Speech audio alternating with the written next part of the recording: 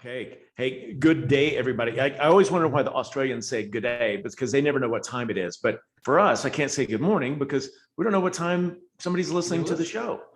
But with that, I got to tell you, I'm always very excited, but I'm very extra excited, super excited that I have my friend Curt Kempton as a guest on the show today. Let me tell you a little bit about Curt, and then we're going to say hello. So Curt Kempton from Arizona is a former competitive mountain biker, like ridiculous level mountain biker. Thought that was going to be his profession. He was that good to go pro, and he decided other things. He might talk about it. He started and ran and sold 5-star window cleaning, and that's where he got into the service industry. He is a milkshake connoisseur. He's a software designer and software magnate. Is that the right word? And somewhat of a sales psychology wizard. And I think that may be, in my opinion, one of the more like advanced things that you do that's not appreciated as much. So we're going to dig into that. With that, Curt, thank you very much for joining us. How are you? I'm doing excellent. And that was quite some thorough background work you've done there. Well, you are the man, and you're a varied and interesting man. You can't say the world's most interesting man because that guy was taken, but you're a varied and very interesting man. You and I fall into like that tier 2 level, don't we? Yeah. Like it's like the actor that you go, I recognize him from somewhere, but it's not Denzel Washington. It's not Brad Pitt. It's not A-list. It's like, he's been in a lot of stuff. He's successful, but nobody knows their name. That's me, man. Join me here. Well, cool. Well, that's kind of a good vibe. So now we actually just leveled up to famous, semi-famous. Like we're 9 steps from fame. I had a question for you. Not the last time we saw each other. Okay, I was at Responsibid in early 2020, just before the world fell apart. And at that time, every morning you were walking 5 miles a day. Yeah. You still do that? Yeah, I do. Like, okay, so I was very interested in that. Like, because this is the 80-20 show, and we talk about ways to get more results with less effort and all that stuff. But like walking 5 miles a day, or just going for a brisk walk every morning to get you started today, is like an excellent lever to get your mind churning, get your blood circulation, to get alert, to get focused. It clears your head. So you're still doing that. What's some of the differences you've noticed? And then how did that help you during a very funky COVID year and a half? Well, if we start back, what you were talking about, the motor, I'd never had a bike with a motor on it. But in the mountain biking days, I would train on the bicycle and or the road bike, and then I would race in the mountains. And in both of those, I was very focused on heart rate and nutrition. And, there's a certain lifestyle I was living back in those days, but fitness meant something to me then. And it's interesting that fitness and health weren't necessarily the same thing. Like when I was really fit, I could get sick really easy. So anyway, I realized as I started having kids that I'm not going to do this whole professional mountain biking stuff anymore. And so I really started focusing on business. And I had this weird thing that popped up in my head at some point. I don't know exactly when it happened, but I felt like if I go get out of my bike or I do some sort of fitness thing and my employees are out working, or if I'm struggling to make payroll and I go do something for myself fitness wise, this thing in my head would say, you're a bad person if you do that. You're shirking your responsibilities. So I listened to that voice for years, and my body changed. I didn't look like the same person at all. Just 5-10 years later, I looked like a shell of who I used to be. So with all of that, one day I realized, what you can do? Every morning you do calls with all of your employees. There's nothing guilty about talking to someone while you're walking. And I didn't have a distance in mind. I just walked. So I would go out and I would walk around my block at first. I just walk around my block like 30 or 40, 50 times, whatever it was. And it grew into like knowing about how far I could get out and turn around before my calls would be done. And it turns out that's about 5.25 miles. And so what I noticed was that I slept better. I felt better. I was like more healthy, and I was doing something I was already going to do. Pacing and talking to people is not that big a deal. And so, and so that's what I was doing. And to answer your question, during COVID, but really all the time, is that I found that I could shut the voice in my head up And it actually gave me a lot more clarity so that I could start doing more stuff that I actually wanted to do, and realize that I'm productive when it's time to be productive, but productivity is not always the same thing. Like sometimes being productive is just going out and spending time with the kids. Sometimes productivity is, I mean, it's productive for my marriage to take my wife out every week. Yeah. And, you know, these types of things all sort of found their way, I think, and it all started with just a pacing around the block while talking to somebody. And it grew into that whole like effortless, you know, growth into a healthy habit. Yeah. It's just a habit. The first time it came up was you were talking to me and you're on a walk and I hear this crunch, crunch, crunch, like the desert gravel underfoot. And I'm like, are you eating a bowl of Captain Crunch? What am I hearing? You're like, no, I just walk 5 miles a day. I'm like, oh, that's really cool. I wanted to start with that simply because it's a lot of times that, you know, people like, they want to grow their company. They want to do that. You know, like they've got this grand imagined thing of this is what it's going to take to be awesome. And I have to like jump out of an airplane, you know, at 30,000 feet without a parachute and then catch a goose on the way down and fly. Like, no, sometimes the things that make you the most productive or have the biggest impact on your health is take a walk. It clears your mind. A moment of clarity is worth a month of hard work. And if you can get crystal clear while you're taking a walk, and often you do, or even just, you know, the fact that you walk 5 miles a day, you know, physiologically, there's a point in a steady walk where your heart rate hits a certain point and it engages and stimulates your lymphatic system, which helps your immune system be better. So you're healthier. It's you mentioned fitness and health not being one-to-one. You were very fit, but you got sick all the time. But so I was like, it's like something that people would step right over it without noticing that this can make a huge difference. Like, go for a walk, get fresh air, make yourself better. And then you're ready for the game. Yeah. Thank you. Great podcast. Love you. All right. Thanks for having me, buddy. It was really good. Yeah. So I will add one more thing to that. And that is that I stopped doing it because I stopped having fun. I need to start it again. But one thing I would do is I would turn on the shower when I was getting ready to get in the shower after my walk, and I would just do 10 push-ups. Yeah. And the water's going to heat up, and you know, you need to take some time. So before I would like disrobe and get in the shower and stuff, I would just turn the water on, knock out 10 push-ups, and then get ready to get in the shower. And when I did that, it worked out great. But then what I did was I actually said, well, 10's easy now, so do 20. So I would knock out 20. And well, that's easy, do 50. So I was like, all right, do 50. And before I knew it, I was doing like 3 and 4, and I actually did 500 push-ups one day before I got in the shower. What? And are you serious? Or are you being silly? Because that's pretty. No, I'm being serious. Okay. But 500 push-ups wasn't fun. And what happened is I started getting to the point where in my head, I would go to turn on the shower and I'd be like, I don't want to do that today. Not today. And I knocked myself out of that habit because I took it to the point it wasn't fun anymore.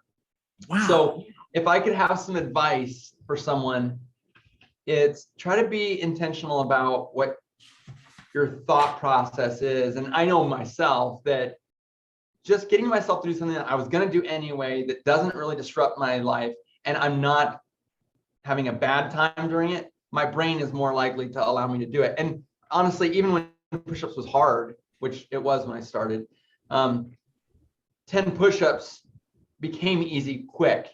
So if I had stuck at like 50 push-ups, it only takes about less than 50 seconds to do 50 push-ups once you've worked up to it. And 50 seconds isn't that much time. You know, we all got 50 seconds. So anyway, just throwing that out there. Okay. Yeah, that's really, really powerful in its own. It's like, if you're doing something that's beneficial for you, make it fun, or you probably stop doing it. Curiosity though, like, why do you even need hot water in Arizona? You don't need the water to heat up. Like, actually, need a bucket of ice. Great point. So I started this habit in the winter, and it does cool down enough here that the water does have to heat up. But you also bring up another point. Not only was I not having fun, but I know darn good and well when the season changes, the cold water is warm and the hot water is scalding. So I already knew that, like, the moment I turned it on, it was already the right temperature. So I think that's another thing that plays with my brain is like, you're not even really doing anything here, you know? So yeah, I need to keep it fun though. That is the most important point. Keep it fun. We could do 500 push-ups with 2 of your children on your back. That'd be fun. And have them squealing, daddy, daddy, I daddy. think you think I have younger kids than I have. These are like galoots that I've been putting on my back. It's like 150 pounds on your back. Yeah, 200. Okay. Like throw a kid on your back and you're like an army ranger all of a sudden. One of the beautiful things about being able to interview a friend is that you can talk about all kinds of silly stuff. And one of the drawbacks is that you might talk about all kinds of silly stuff and not get to the meat of what you're doing. So we got to rein this in. Bring it in. Okay. So yeah, what I would love for anybody that's just getting introduced to you. So you are the founder and CEO of Responsibid, which is responsible bidding software. It's bidding software for home service industries. I don't know what all industries you have modules for, but it's pretty phenomenal. But with that, what is the scope of your business now? So when we talk to people, for the longest time, I had such a hard time explaining to people because everyone thought that we were an online quoting software. Right? My customers go to a website or my website, by I mean our customers install Responsibid on their own website, and people enter in how many windows they have or how many rooms of carpet they need cleaned, and then it generates a good, better, best proposal, and they thought that's what Responsibid is. I think we've gotten a lot better way of explaining it by saying that Responsibid is a sales funnel. You can install it on your website, but you need to give every sales process through your funnel. And that's how you make sure it all stays organized, and it's how you make sure that the customer journey is perfect every single time. So Responsibid's, kind of main 3 components are quoting quickly, follow up flawlessly, and schedule smartly.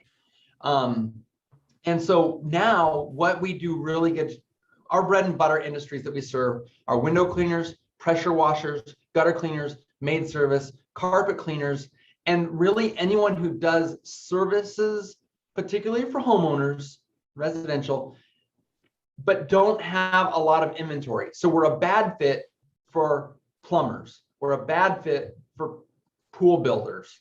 We're not a bad fit for pool maintenance companies because there's not a lot of like overhead as far as like inventories. But like a painter, some painters say we're perfect because they consider their paint as part of their regular, like non-inventoriable, just cost of doing every job.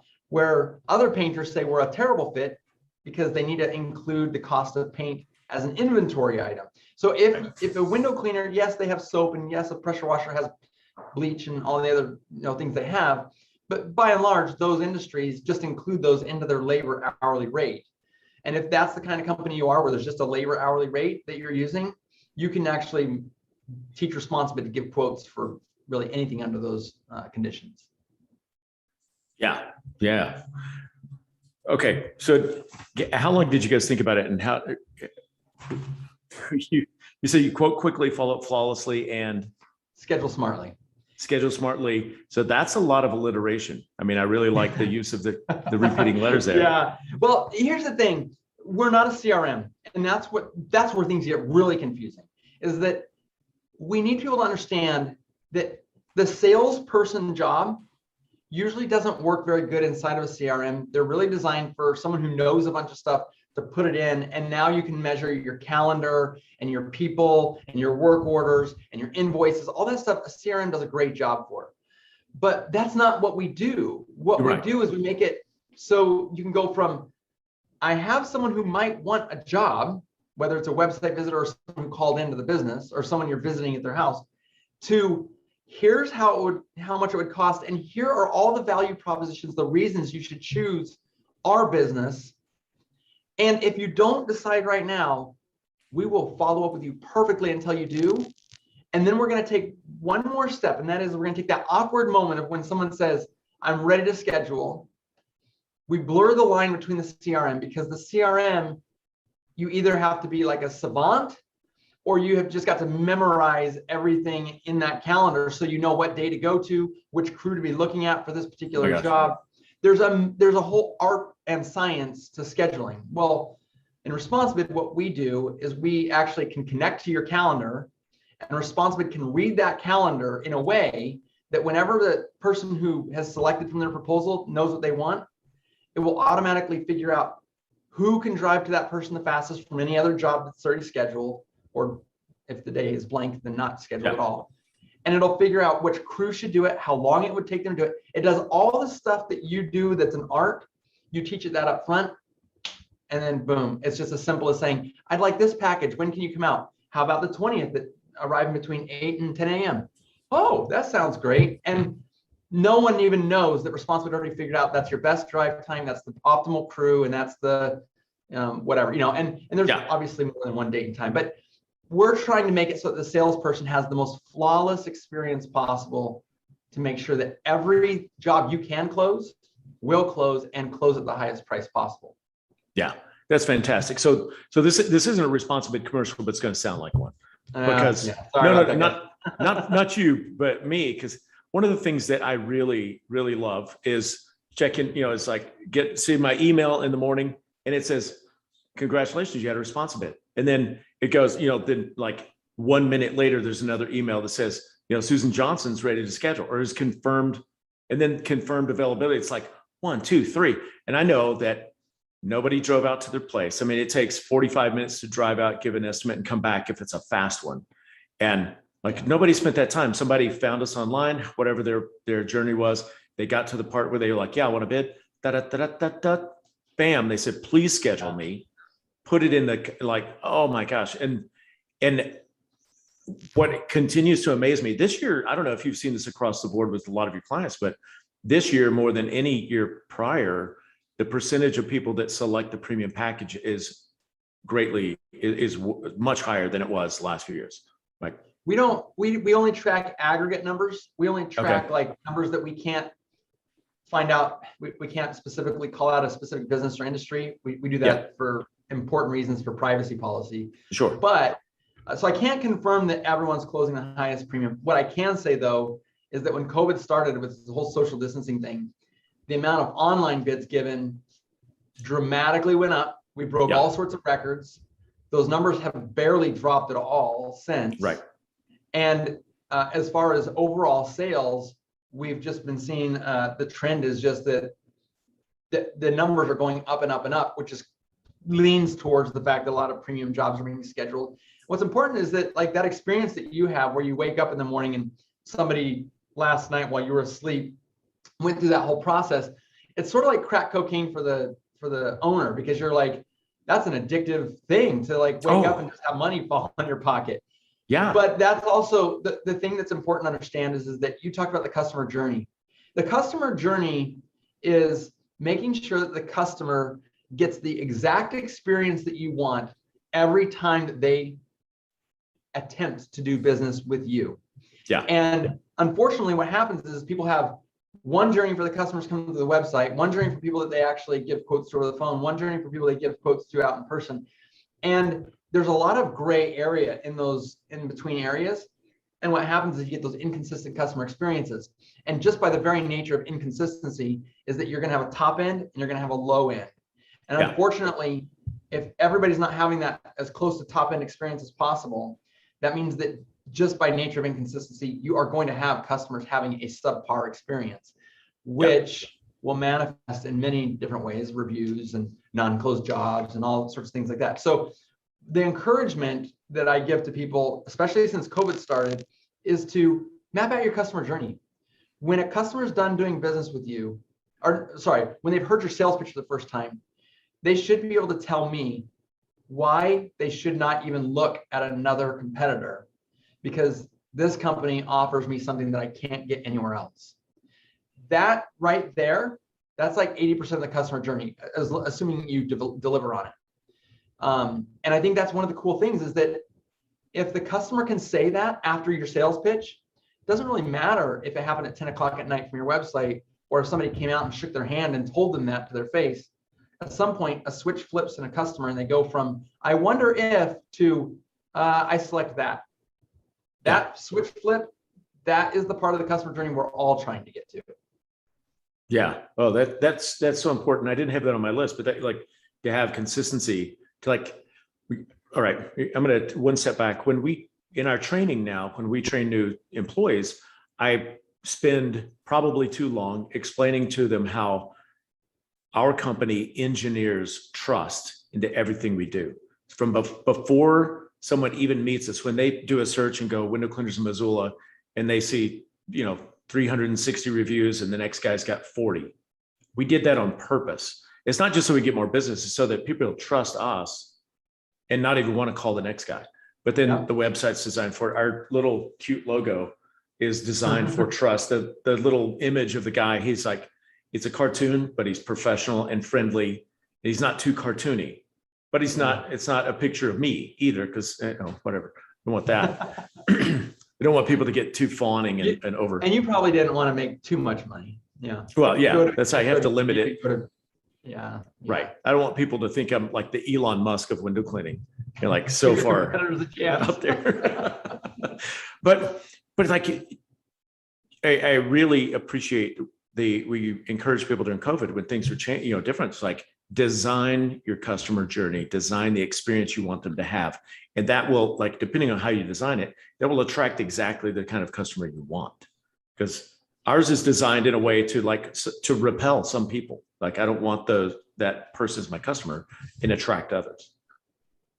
So it goes a couple different ways here. I think that one of the biggest value propositions that you could have is that you can trust us more than anyone else. Now, the problem with a charlatan is that a charlatan will tell you to trust them. We're trustworthy. So trust is kind of a funny thing. It's kind of like humility. Oh, I'm super humble. Well, that's a pretty good indication that you're not humble. So I'm more humble than you are, by the way. Exactly. Yeah, there you go. So what I think is really critical about what you're saying is, number one, does every customer at the point of deciding, like, as they're gathering information about you, can I pull aside any one of your customers and ask, what is so special about that company? Will I get an overwhelming response from people saying, well, they're just so trustworthy? And if you haven't engineered that into the very early parts, although in the case of trust, you can't say it straight out, right? They have to get that vibe and know it. And you have to engineer the process so that they walk out of there going, my gosh, they're just so trustworthy. Yeah. And the other part of that is how are you telling them that you're trustworthy in a way that doesn't overrun the fact that so every company in Missoula can say that they're trustworthy. There's no one stopping them. In fact, untrustworthy people are more likely to say it, as we've already said. So if every company in Missoula says they're trustworthy, how do you make it so that when trust is the most important thing to them, how do you make it so that they say, well, I got 3 quotes and trust is important to me, so I choose Spectrum? Yeah. And if you haven't had that question, and I'm saying this to you, Sid, as if you're the listener of the podcast, I know you've spent a lot of time talking to your guys about this, and you could probably monologue about it. But I think what's important is that for the listeners that are listening, we're the friendliest window cleaning company, or we're the most professional pressure washing company, or that's fine. And actually professionalism, you're totally allowed to say that and not step all over your professionalism. But the question is, how do you make it so that your customer will say that about you? For example, we've been in business 27 years. When you hang up with the customer, so let 30 seconds pass. If you called your customer back and said, how many years we've been in business? Do you think they'll be able to answer that question? Probably not. If you call them quick enough. Yeah, if you let 30 seconds pass, my guess is they wouldn't. And the reason that they wouldn't is because you just told them something about yourself that has absolutely no impact on their life. But if you want to convey professionalism in a different way, that says all of our employees are completely background checked and all of them have drug tests, 12 times a year. At that point, if I called you back 30 seconds after that call, if I call that customer back that had heard that within the call, the chance of them being able to repeat that back are a lot better because that relates to them. That's something they're going to believe. So now when you wait a week or a month and you go to the customer and go, what was so special about Spectrum? They may actually dictate back. They have drug tests and they're all background checked. But probably more likely would be something like, they're just so professional. I just really liked how professional they were. Yeah. That means you engineered it right. That means that you chose something and you made it happen. But if it's honesty, you have to sort of curate this experience for the customer and make sure that every follow-up email, every proposal you ever give, every introduction you ever give, what would somebody who is the most honest person in their greeting say to someone else? Okay, now we're to sentence 2. What does sentence 2 sound like? And if you go down that journey and you're intentional about it, you've built it, Yeah. Now, how far do you go with honesty? Because, if we were super honest, I might say, well, here's your quote and everything. And it looks like you put on a little weight since we last met. Wait. Well, I would always recommend mixing honesty with class. Those are Okay, very, good. very complementary things. However, to play that game a little bit, an honest company will tell a customer very close up front, and we do this at Responsibid actually, we're not a good fit for you. Yes. We don't do the thing that you're asking, but I can recommend you to a company that I've heard does really good. Or I have experience with this company. I've become good friends with the owner of this company, and they do that. And if someone comes to me and they say, I'm really interested in Responsibid, and it's only $200 a month, and you promised me a 10-to-1 ROI guarantee, I want to sign up. The first thing we're going to say to you is, yeah, that's all well and good. But will you sit down for 5 hours and download your brain into this software and get it up and running? And if they say, well, no, I would never sit down and spend 5 hours in front of my computer teaching you what to do. I want you to do it for me. Well, we'll do it with you, but we need you to be answering questions for us. So we go, well, I'm not going to do that. Well, then Responsibid won't work for you. Right. And that's okay. And I think that's the thing about honesty is being willing to say, I'm saying yes so hard to the things that I'm passionate about that my honesty dictates that I will say no just as hard to the things that I either can't or won't do. And sometimes that comes across to people as like really refreshingly crazy. Like, oh, yeah. Okay. Yeah. Yeah. Okay. So that ties in the next thing. So anecdotal story, a friend of mine texted me last night and is like, hey, my in-laws' parents, they have a cabin out here. They need the gutters cleaned. Could you guys clean the gutters? Oh, by the way, you climb on tall stuff. Could you bring your your harnesses and rappelling gear and get on their very steep roof and install the satellite dish? And previous model of version of Sid was said, well, sure. Yeah. Okay. Yeah. Yes. I'm a yes, man. I'll do that. What do you need? Anything else? You need your toilet clean? I will help. Yes. Whatever. We'll do it. Yeah. And I was so excited that I text him back and I'm like, thanks so much. We can take care of the gutter cleaning, but we would not be able to do the install. Like I don't have somebody, we can't do that. And, and that's customer service, by the way. Yeah. Like that's so cool because originally when I started my business, we were a customer service company that happened to do windows. That was our tagline. And then it was windows and pressure washing. But in my old cleaning company that I've since sold, I thought originally when I made that tagline, I thought that customer service meant saying yes to your customer every single time. Yeah. And I was so wrong. What you just said serves your customer at the highest level. We will do things that we know we can do a great job at, but we promise you we won't be doing things on your property that are not going to make your life better. And I promise you that if I installed your satellite, you will probably have problems. I mean, you are more likely to have problems than not. For sure. Unless your business name is Hack Jack's Do It All Service. We'll do everything, but nothing's done right. Yeah. We'll do it all poorly. Okay. Where I was going with that is part of it is like, I used to say yes to everything, but also I went through the point I was going to ask you, did you ever have a time building your business when you're doing particularly 5-star where you went like, you did everything? Like you sold it, you bid it, you cleaned it, you invoiced it. You did like you wore every hat. Operator. Yeah. I started from scratch. Yes, I did. And even though those were really hard days, I don't regret them because I did learn when I was hiring for positions, I did learn what I was asking of somebody to pull the 30-foot ladder off the top of the van and grab those upper windows. I mean, to have the empathy that gave me made me into the person I am today. And I'm grateful for it. Yeah. But those were important growth steps for me, but I am so grateful that I grew past it. Not like I'm better than that, but if you go to school and you keep doing the same workbook over and over again, the first time you do the workbook, you're learning a lot. The second time you do the workbook, you might even catch a couple things you lost the first time. But by the third and fourth time you're doing the workbook, you're done learning. And so I'm grateful that I learned and absorbed those things and moved on. But that was like the first 2 years of that business. I probably touched every single thing at some point. Yeah.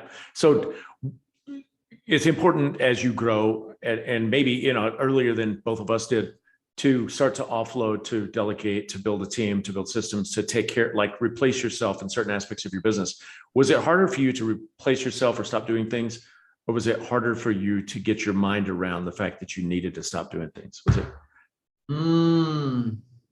Well, I did graduate from business school, which was probably the biggest waste of money I ever spent. And in business school, they taught me how to be a good corporate America worker.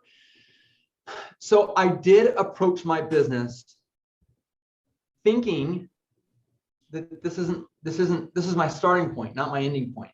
So I knew that getting my head around it was always top of mind. Okay.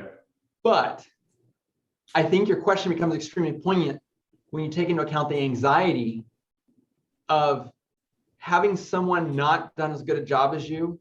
Like I'd had helpers and I knew, and I'd had that experience of saying, gosh, I told them to clean up after the job and they only did 25% of the cleanup of putting the tools back in the van. Or I told someone to clean a window, these 4 windows over there, and they only cleaned 2 of them.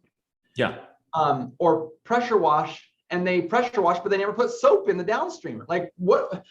People are so dumb. And so what would happen is you would think to yourself, oh crap, I'll never be able to delegate this. And that is what makes your question so hard to answer, because I think that once I had that taste of a little bit of I'll say distrust, but I distrusted the system of relying on other people. And I think people listening to this who are entrepreneurs are all nodding their heads right now. I've been there, I've experienced that, I know what he's talking about. So I'm not going to try and explain that anymore. I think that getting myself to let someone drive my equipment down the road without me being in it. I can still remember standing on my driveway as this guy drove off to go do a job with my equipment and I wasn't going. I remember in myself feeling like I jumped off about a 50-foot tall cliff over water and just hoping the water was deep enough, because that was scary. That was really scary. That is scary. Question. Yeah. Well, so in 80/20 world, I mean, delegating something, describing and putting a system around or processes around something and having another person do it is dramatically important. It's a great tool to be able to get to accomplish more with less of your effort. Your effort goes into the design and have the right person do it. But honestly, the big lever behind that is shifting your mind from, something that's very common is you go, I have to get this. Yeah, I have to do this. If you want it done right, do it yourself. And changing that voice in your head to say, not I have to do this, but this has to get done. Yeah. This has to get done. And then, I feel you so much on that. I feel you so much on that. It's true. Because the system is like 4 different systems in one. It's how you're going to do it, how we're going to make sure that you're able to double check yourself, how we're going to make sure the customer got what they felt that they paid for, how we're going to make it right if it doesn't get right. And all of those things are part of, like, someone says, well, I just create a system for people to clean windows. Yeah, but did you train them on how to make sure that when they got done, that they checked everything off, and how to make sure that your customer got what they wanted, and how you're going to rectify things that go wrong? Like, it's one thing to say I create a system for it, but it's an entirely different thing to break the system down into really what you're talking about, as opposed to the real tertiary surface thing that you think you're talking about, when in fact, like, we haven't even, like, we're just looking at the tip of the iceberg, Oh, yeah. I thought, I had done really good when I taught someone how to clean a window and said, here's the house, clean the windows. And they missed 3 windows. And I'm like, how can you miss 3 windows? How do you do that? And I realized that we keep, like, let's squeeze it down and simplify. And so now we go, if you're working by yourself, how do you approach the house? You go top down, inside out, follow the wall. Like, so if you do that, you can't miss a window. And well, some people. That's how we did it. Yeah. That's how we did it. Yeah. And the thing is that you teach them that, and they'll still make mistakes. So now you have to figure out, is there a reward or a punishment or a combination of the two things that I apply to the back end of this that will have the greatest effect on people making sure that when the human nature, and it will, you ask them to cut a corner, it's a very quick and knee-jerk reaction. It's more of a reflex than anything else. When that corner cutting mentality crops up, what do I put in place to now deal with the psychology of people who aren't going to follow my system? And that's an interesting conversation to have too. Well, there's also some legal ramifications to how you handle that. Yeah. So it's easy to make sure they don't ever do it again, but there are laws in my state that prevent us from using those tactics. So let's step across like the last topic I want to hit, and you touched on a little bit. Like Responsibid is a phenomenal tool. It saves me. I don't know. Like when you said, well, you sat down for 5 hours and programmed the back end. In my head, I'm like, oh my God, please don't make me do that. I did it. I didn't enjoy it, but how many estimates do I have to not go give to get that 5 hours back? The answer for me was 7 bids. Okay. I get Responsibid this year. We get some days we get 7. So it saved me that time at least every week for the past 4 years. So I'm not so worried about, I don't really want to do it again, but I would if I had to go back and tweak it, which we did last year. We changed our pricing, blah, blah. That's great. So that's a phenomenal tool to save you time, to get you your result with less effort. But and I mentioned it in an introduction, I don't know if a lot of people know. I mean, when you first started Responsicon, it was the Sales Service Summit, Software Summit. So I don't know, they had a name and it had a Service bunch Software of Summit. Yeah, yes. Service Software Summit. Yeah. Service Software Summit was more a sales seminar in a lot of ways. It was like sales training for your people. I mean, there was a lot of software involved, but you dug deep into the psychology of sales. And the tip of the iceberg there was people want something to compare it to. I go, it's $400 to clean your windows. And they're like, great. And they're thinking, well, how much would it be if, Tommy cleans my windows? But then you just very simply, it's like, give them 3 choices, small, medium, and large. And then they have something to compare to. It scratches that itch. Most of the time they're like, oh, so you go, well, it's, basic, deluxe, and premium. Which one works best for you? And Mrs. Johnson goes, oh, I like premium. She doesn't go, oh, who else can do it for how much? And I'm like, oh, that's brilliant. And that's so simple. And it's just one aspect. So you have a deep understanding of sales psychology. Let's use that as a lever for getting someone who's listening to, like, how can I sell the same product that everybody else in my market is selling for a higher price and make my customer happier to have paid it and picked me?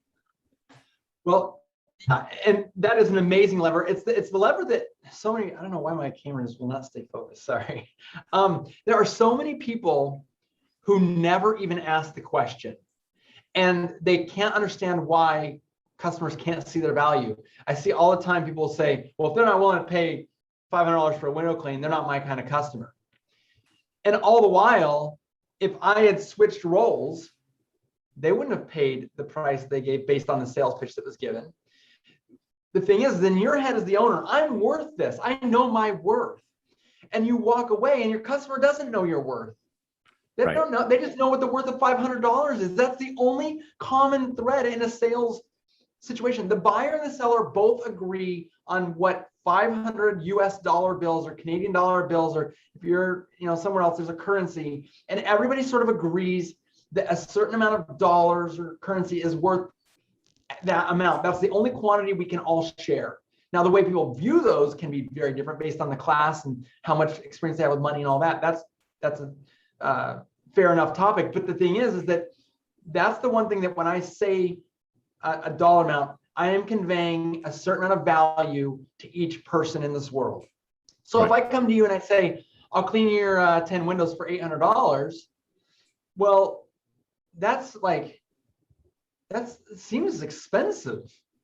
Yeah. I mean, I would be an idiot if I didn't call someone else to just I would not be a good, normal, healthy, mentally clear human being if I didn't call someone else. Based on the information given, that sounds high to me.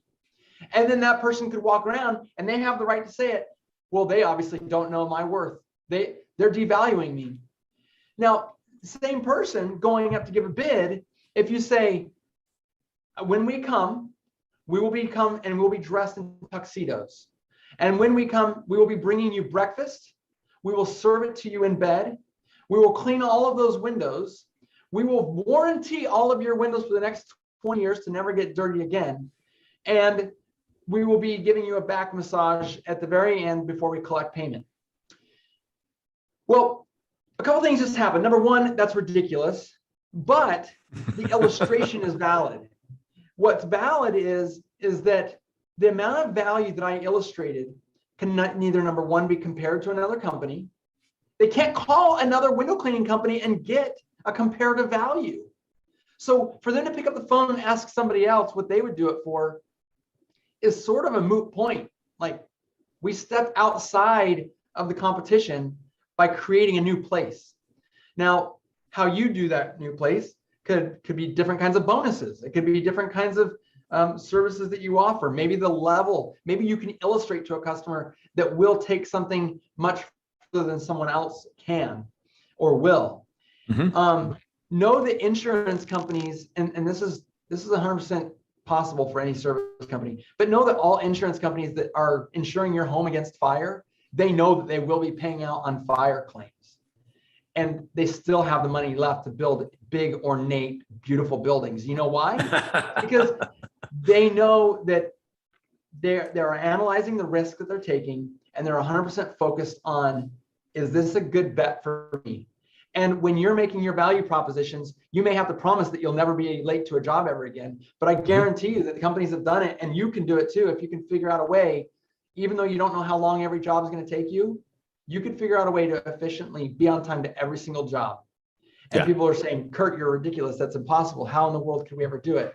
You could say, if we're 1 minute late, your job is free. And all of a sudden you're in a whole new category. And the value that you're conveying to a customer that values their time is now uncomparable to another company, to that customer. Oh yeah. And just to do a spoiler alert, if you have two people on a crew that are driving in separate vehicles and you're at a job and that job runs over, but you need to be at the next job and you can't be late, how simple is it for one person to leave that job and be at the next job, and the other person, when they finish up, just come meet them there? Join. Yeah. That's how, spoiler alert, that's how companies that make those promises do it. They've engineered the company in a way that they know they can keep the promise. They might be late every once in a while, but it's just marketing at that point. They're spending marketing dollars to get customers. Yeah. Those marketing dollars they're spending are very small compared to the number of people they're attracting. So my point in all of this, Sid, is that as companies start to figure out what makes them tick, a couple questions they can ask themselves. Number one, what is it something that I cannot personally stand? My values inside of me will not allow for X or Y or Z, whatever it is for you. Now, you might have to sit and think about it for a little while, but I promise you, when you find the right, what is it? It's bagpipes. Okay. Yeah, I can't stand them. Never play bagpipes. So the thing is that if you can figure out something about society that you can't stand, that's a good starting point to say, we as a company stand against this. Bagpipes probably isn't good enough. However, you'll probably never own a Men in Kilts franchise, is my guess. As much as I love Men in Kilts, you probably won't own them. But the thing is that another place is, what do you stand for that's so great? Do you stand for adoption? Do you stand for, the humane society for different animals? Yeah. Do you stand for environmental reasons? So if you figure out what you hate and you figure out what you love, those are two really good starting points that you don't have to ask anyone else, because you want this to be something that matters to you. If timeliness is important to you and time matters a lot, you'll probably figure that out. But what you can do is you can say, we value this community so much that 10% or 5% of all revenues that we make at our company will be donated to the local youth center. And we'll build up this youth center. Or we believe in this community so much that we clean these city parks, we pressure wash and sanitize all of the equipment free of charge to the city every week. and I'm making a bunch of stuff up. Yeah. But the thing you can see is that when you call and I give you a quote, when you hang up that phone, will they be able to say back to you what makes you special? Yeah, I got a quote. It was twice as much as the competition. You know what I love though? I love that they said that the guys who show up are going to be here on time, and that the proceeds from my job are going to be used in that community center. And I could tell by the way they were talking about how last year they got 600 youth off the streets and into some sort of program that helped them to be productive and take their life in a meaningful direction. I love that they were passionate about that. They're not going to be able to get that in another company. And so that's what the lever you were asking about that you can get to pull is, how do I make it so that when that customer says, wow, that's a little bit pricey, but for what they're offering, that actually sounds like a great deal. Yeah. You know? Yeah. So I mean, I forget where I heard it first, but somebody said, price is what you pay, value is what you get. Yeah, and that's right. So you could have the same quote unquote service, two different price structures, but it's building and demonstrating and letting people know what that value is. There's a company I'm familiar with that they have several things that differentiate them, but one of the things, they have the strongest guarantee in the world. And their guarantee is, if you're not satisfied, you don't pay. Furthermore, we will pay the company of your choice to come and do the work the way you want it. Yeah. And that's scary. But guess what? That's the thing. Yeah. That's just it. Is if your promise, see, everyone says I have 100% satisfaction guarantee. Okay, well, that's cool. So does every other company that is worth their weight in salt. But that didn't scare you to make that promise, did it? Because you can come back, you probably make it right. If you can't make it right and this person's unreasonable, at the end of the day, you'll just give them the job for free and you'll be done with it. Yeah. And every once in a while that might happen, and it's not that scary, but it could happen. But look at me being a good person. And frankly, it's better than the good person who doesn't even market it, because there's a lot of that goes around too. People that would offer a guarantee, but for some reason they're scared to make it, even though they're the kind of person that would keep it anyway. So that's one of the other things I would caution people is, if you're already doing something that's of value and you're not talking about it, you're leaving marketing on the table, and you have a message to share and you're not even sharing it. But I will say, if your guarantee scares you a little bit, that's how you know you're on the right track. If your guarantee is a little bit scary to you, it does something for your customer. Here's what it does. Number one, they're not going to hear it from anyone else because everyone else is too scared to make that promise. Right. So right there, you just created a whole new ball field that you get to play on all by yourself. Number two, if the promise you make makes your customer either happy that you delivered or happy that you didn't deliver, you are living in a whole new world than everybody else. If your customer just says, oh, good, I'll just rearrange my schedule one more time this week and have them come back out. I had to rearrange my schedule to have them come give me a quote. Then I had to rearrange my schedule to work from home the day that they were going to do the work. Now I'm just going to rearrange my schedule one more time for them to come back. What a nice company. If you build it in a way to where they're like delighted that you failed, i.e. on time or you don't pay a dime, or i.e. if we don't do X or Y or Z, you can pay, we'll pay the company of your choice to come out. Those types of guarantees give your customer a win-win. They can't lose. Yeah. And in today's day and age, that's really hard to find. So you put yourself in a place where you get your own ball field, and whatever that marketing expense is for the time that you don't make your promise, you have to ask yourself a question: how many jobs and how many extra dollars am I going to be able to bring in, and how full am I going to be able to keep my schedule and my crews if I do make this promise? And I think you'll find that for the nominal amount of time that you will fail, and you will fail because you're human and your people are human, but if you organize it in the right way, the balance is not anywhere close to equal. You're going to make way more than it's going to cost. 100%. 100%. Well, so to respect your time, I want to ask you, like, I can't even formulate a question. What are some tools or resources that you would recommend that would help people get a bigger result for a lower effort? Whether that, Responsibid is an excellent answer, but maybe a productivity tool that you use, or something along those lines. What helps people get more done with less?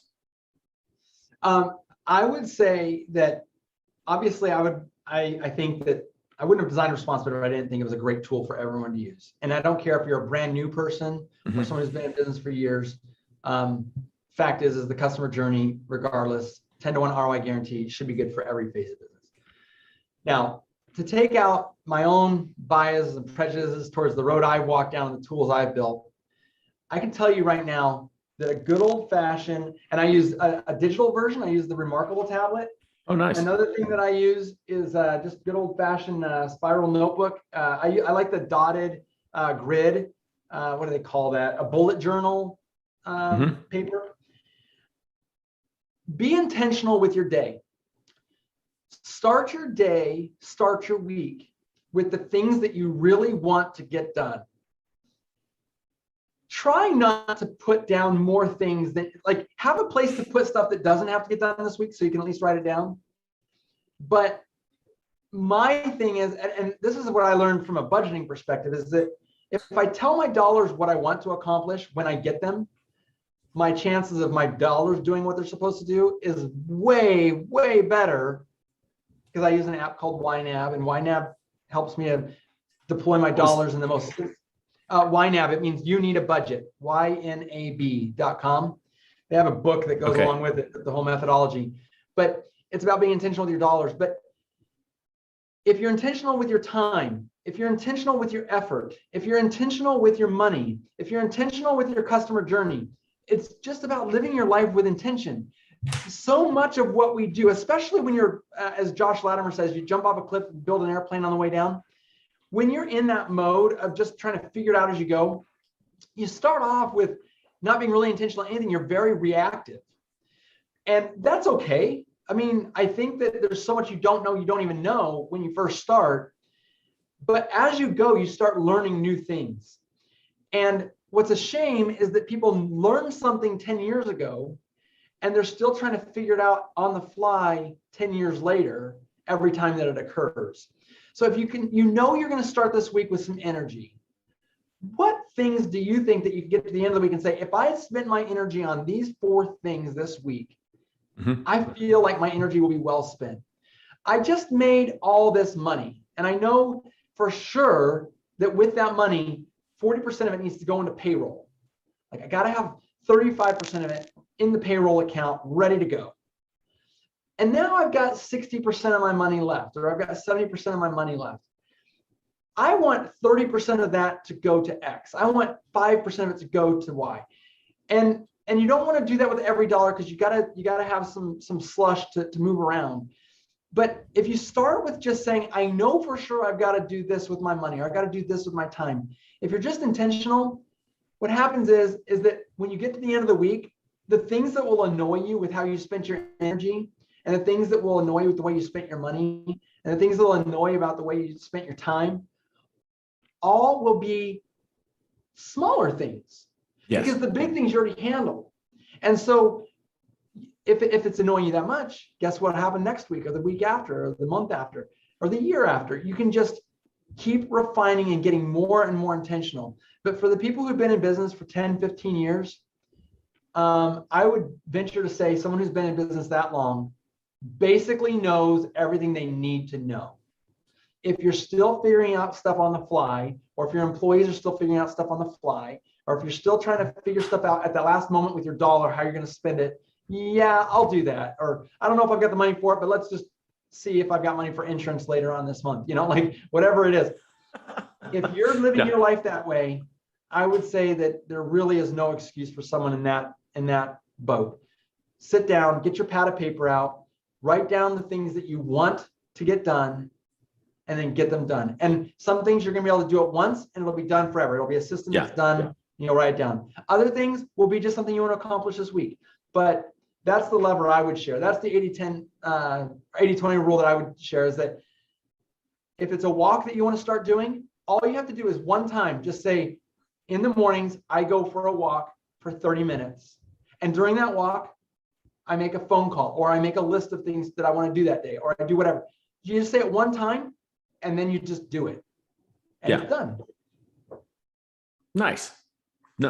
I like that. I like the thought behind it, the philosophy, but also the tool like YNAB, you need a budget. Like, let's keep it simple and be deliberate. And life really isn't that difficult if you take care of a couple of things, right? Good. Absolutely. Okay. How can people find out more about you, Curt, follow you, or find out about your service software, sir, Responsibid? Yeah. So you can go to responsibid.com. There's a chat feature there. Admittedly, I don't monitor the chat directly anymore. David is sort of heading up that side of the program, but he gets things to me. So if you want to reach out to me, that's a really quick and easy way. Just go to our website, send in a chat. If it's directly for me and you just say, hey, I'm looking for Curt, I want to ask about X, Y, or Z. That's a quick and easy way to do it. I'm not on social media because I decided that I like humanity a lot better off of social media than on. And I'm not on like any newfangled technology, because I really do try to intentionally spend my time working on things that are pushing me forward. However, I always have time to talk to people who are trying to improve themselves. So feel free to reach out to me through the website if that works. If you can, it's a terrible email to try and remember, but Curt, C-U-R-T, at Symphozize, SYMPHOSIZE.com is my email. Feel free to just shoot me an email directly. I read all my email, and I'm happy to help any way that I can.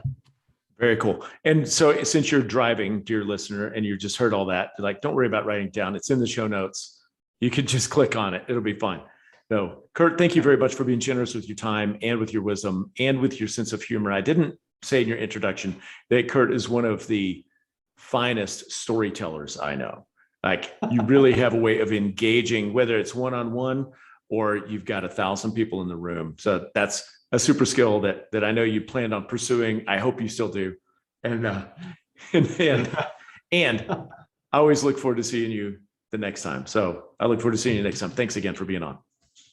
Thank you so much. It was great talking to you, Sid.